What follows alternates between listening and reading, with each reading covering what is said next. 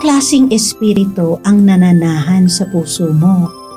Mapagpalang araw ng Lunes mga kapanalig.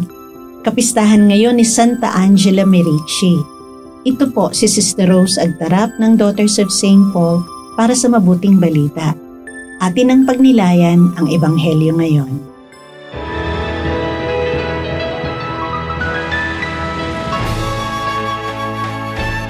May dumating na mga guro ng batas na galing sa Jerusalem at sinabi nila, "Sumasa kanya si Beelzebul at sa tulong ng pinuno ng mga demonyo siya nagpapalayas sa mga ito."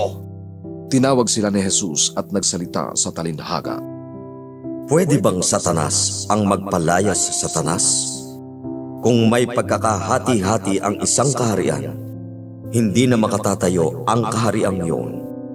At kung may sambahayang nagkakahati-hati, hindi na makatatayo ang sambahayang iyon. At kung si Satanas ang lumaban sa kanyang sarili at nagkakahati-hati, hindi na siya makatatayo kung malapit na ang wakas niya.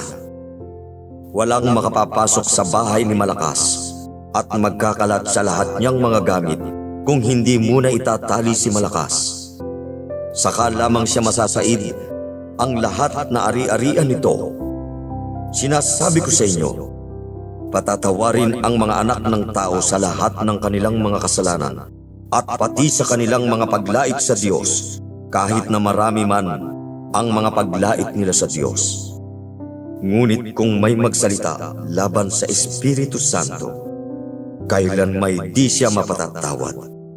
Kasalanang walang hanggan ang nasa kanya. Ang pagsasabi nilang may masamang espiritu siya ang tinutukoy ni Jesus.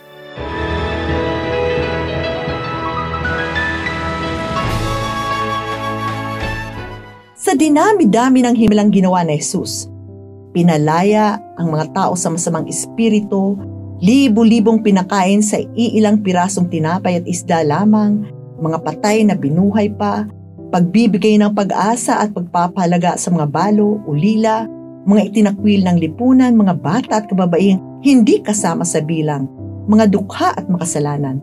Lahat dahil sa kanyang tunay na awa at malasakit. Nakakainis na nakakatawa ang paghuhusga ng mga tagapagturo ng kautusan. Si Jesus talaga ang sinasapian ni Beelzebul? Sino ba talaga si Beelzebul? Kundi ang prinsipe ng kasamaan. Gawain ba ng sinasapian ng masamang espiritu ang mga ginawa ni Jesus? Sino nga ba ang sinasapian? Si Jesus o sila? May mga pagkakataong katulad rin ng mga tagapagturo ng kautusan ang inaasal natin. Minsan, napakabilis nating husgahan ang nakikita nating kabutihang ginagawa ng iba. Binibigyang mali siya o pinagdududahan ang motibo. Lingid sa ating kamalayan, pinapaikot lang tayo ng masamang espiritu at kinikiliti ang inggit na inihasik sa atin ng masamang espiritu. Ang kasunod nito, magmamarites na tayo. Nakaka-enjoy magmarites. Ngunit, huwag nating kalimutang hindi ang banal na espiritu ang kumikilos sa pagmamarites. Alam niyo na kung anong klaseng espiritu ang nanananahan sa atin kapag hindi mabuti ang ginagawa natin. Siyempre, kasama na ang pagmamarites. Mga kapanalig, bantayan nating hindi mapahira ng masamang espiritu ang ating mga kilos, pananalita, desisyon, emosyon, pagkikipag-ugnayan at pananaw sa mga bagay-bagay. Ayon sa unang sulat ni San Pedro, maging handa kayo at magbantay. Ang dyablo, ang kaaway ninyo, ay parang liyong umuungal at aal-aligid na naghahanap ng malalapa. Maging mapagmatsyag. Patuloy na hilingin sa ating poong mapagmahal na tulungan tayong iwaksi ang mga kilos ng masamang espiritu. Kay Jesus, hindi tayo mabibigo. Siya ang ating tagumpay laban sa kasamaan at kasalanan. Mga kapanalig, maraming salamat po sa inyong suporta sa aming misyon. Subscribe, like, and follow po Lines sa aming social media accounts. Patuloy po kaming humihingi ng inyong tulong upang maipagpatuloy ang programang ito. Maaari po ninyong ipadala ang inyong love offerings at donasyon sa aming donations channels. Makakaasa po kayo nakasama lagi ang inyong mga intensyon at kahilingan sa aming panalangin araw-araw. Ito pong muli si Sister Rose na nag-aanyaya sa inyong manalangin. Panginoon, gisingin nawang muli ng biyaya ng Hubileo ang pagnanasa namin sa kayamanang makalangit.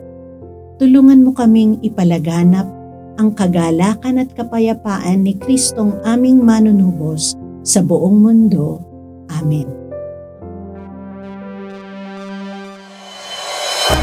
We are here to provide a new way of communicating and proclaiming the gospel.